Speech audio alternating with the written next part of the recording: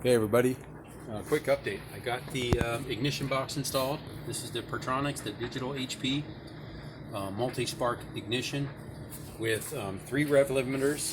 So you have your top end rev limiter you can set. You've got the burnout, one for your burnout, and then you got one that you can use for launching. So that's kind of cool. It also has a cool little feature, and you see this thing has 9 modes if you look here, and I decided to put this here so I can make adjustments and you can change your rev limiter and stuff and make sure I can see it's working correctly. So I thought this was a good little spot right here. Obviously all the wiring goes right here to the battery and to the the coil and whatnot, so I thought that was a good little location. So I just drilled a couple holes in the battery holder and ran some screws through there. Good to go. But nonetheless, wiring is pretty simple. It's basically the same. You wire it up the same as you would an MSD. It kind of goes around the coil. You're going in, into the box and then out to the coil. It's basically what you're doing. The tough part was figuring out how to make the tack work, and the way I had to do it was I had to cut one of the green wires. If you notice, there's 2 green wires that go into the coil. So I had to cut one of them. Okay, and then that went to the tack wire here, and then there was a red and black wire that goes to the positive side of the coil.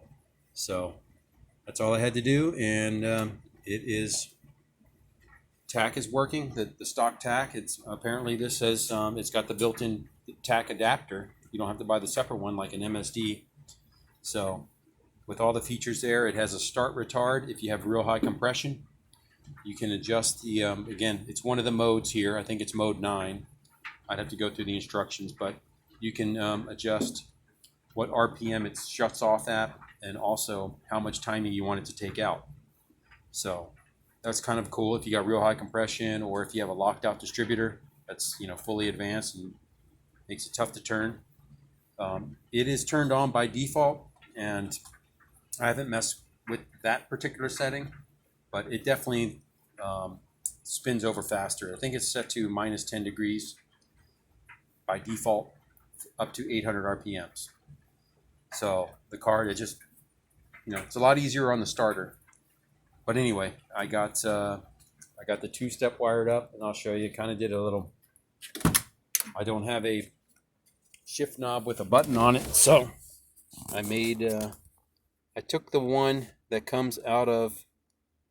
came with my line lock kit. My line lock I have on a switch instead of the momentary button. So this is the Holly one. I took the casing off of it and all that kind of stuff, and you got your little button there. So this is working just fine.